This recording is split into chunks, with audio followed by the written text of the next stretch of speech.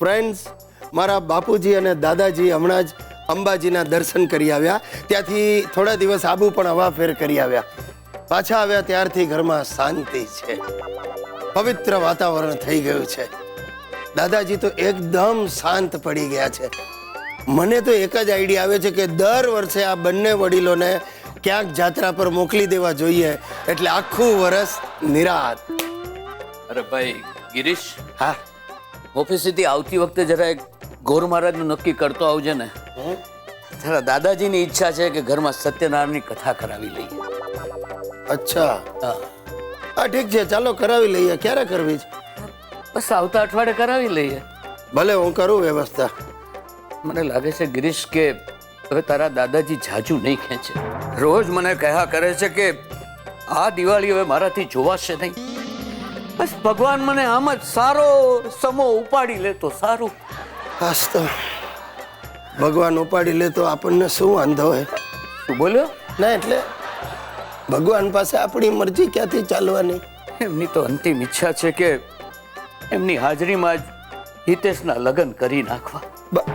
શું? હિતિયાના લગ્ન આ ઉંમરે?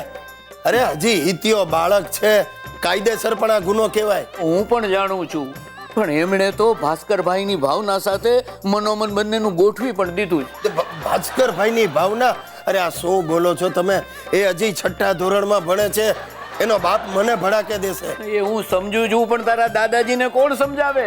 એ તો બસ રટ લઈને બેઠા છે ગિરીશિયા કે મારે તો હિતેશના છોકરાઓને રમાડીને જવું છે.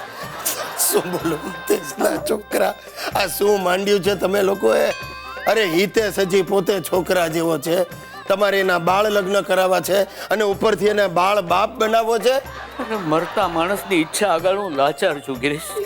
અરે તને શું કહું, ગઈકાલે તો એને કંકોત્રી વાળાને ફોન કરી અને કંકોત્રીના નમૂના પણ જોવા માટે મંગાવ્યા. મને લાગે છે દાદાજી મને જેલમાં મોકલીને જ જમશે.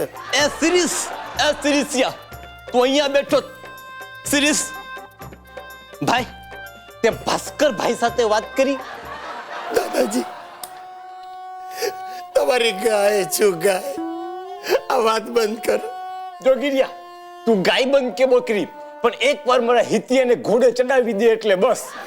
જુઓ બાપુજી, તમે સમજો, બાળ લગ્ન એ ગુનો કહેવાય. આ વાત છે ને અહીંયા તમે બંધ કરી દો તો સારું. જો તમારી એવી જ ઈચ્છા હોય ને તો હું બીજા લગ્ન કરી લઉં. નપાવન એમ બોલ ને કે તારે બીજી વાર ઘોડે ચડવું. એવું હશે ને તો હું તારો બાપો અમે બીજી વાર પુનઃ લગ્ન કરીશું. એટલે બાપુજી આપણા પુનઃ લગ્ન થશે. હે અંબા માં, હવે આ બંને ડોસલાઓ ઘોડે ચડવાના સપના જોવા લાગ્યા. ભલે જોતા હિતિયો તો બચ્યો. દોસ્તો, મેં જે જોયું છે તમે જોયું છે? આજકાલ બ્યુટી પાર્લરની જેમ ગલીએ ગલીએ મેરેજ બ્યુરો ફાટી નીકળ્યા છે. જે બહેનોનું પોતાનું ગોઠવાતું નથી ને એવી બહેનોએ પણ મેરેજ બ્યુરો ચાલુ કરી દીધા. અને પાછું કે આપણને આપણી પાસે બધી વેરાયટી છે, વિધુર માટે, નિર્દોષ છૂટાછેડાવાળા માટે.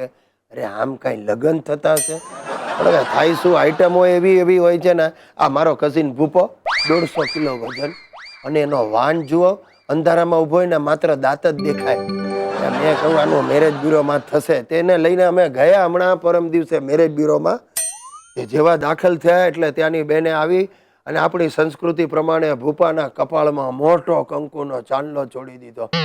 હવે ત્યાં ગરમી, એસી બેસી દેખાય ને થોડી વારે ભૂપાને પરસેવો ચાલુ થયો અને ઓલું કંકુ ટપકવા માંડ્યું. તમે આદિમાનો બેઠો એવો જ ભૂપો લાગે. અને એટલામાં કન્યા દાખલ થઈ. એણે ભૂપાને જોઈને ચીસ પાડી. બ્યુરો વાળા એને શાંત પાડી અને પછી મેં કહ્યું કે ભાઈ હવે શરૂ જ કરો, કન્યા શું કરે છે એના વિશે માહિતી. એટલે પેલા બહેન મંડ્યા વાંચવા. આ ભારતીબેન છે, નાનપણમાં જ માતા પિતાનું છત્ર ગુમાવ્યું, એટલે કાકા કાકીએ ઉછેરીને મોટા કર્યા. પણ 12મા વર્ષે જ કાકા પણ સ્વર્ગેશ વિધાવ્યા. ત્યાર પછી કાકીએ એમને ભણાવી ગણાવીને મોટા કર્યા. પરંતુ SSC ની પરીક્ષામાં બેસે એ પહેલા કાકી પણ ગુજરી ગયા. તેમ છતાં ભારતીબેને મહેનત કરીને SSC પાસ કર્યું અને આજે 2,500નો પગાર કમાય છે. આટલી ઇન્ફોર્મેશન સાંભળીને મારું મોઢું પડી ગયું. હું ભૂપા સામે જાઉં. ભૂપો ભડક્યો. એને મનોમન થયું કે હવે આ મારો વારો, આ ભારતી મને ભરખી જશે અને 2,500 પગાર છે એટલે નક્કી સચિવાલયમાં ઝાડુ પોતાની નોકરી કરતી હશે. ત્યાં ભૂપો ઊભો થયો ને મને કે નથી કરવા ને દોડ્યો રસ્તા પર અને માથા પરથી એના કંકુ ટપકે. લોકો એને જોયા કરે. પેલી બ્યુરો વાળી બેન પાછળ બૂમો પાડે, ઉભા રહ્યો. તમે નહીં માનો સાહેબ, આજે 2 દિવસ થઈ ગયા ભૂપાનો ક્યાંય પત્તો નથી. પણ મેરેજ બ્યુરો વાળી બેને અમને ગેરંટી આપી છે, અમે ભૂપાને શોધી કાઢીશું, એને પરણાવીને જ રહીશું.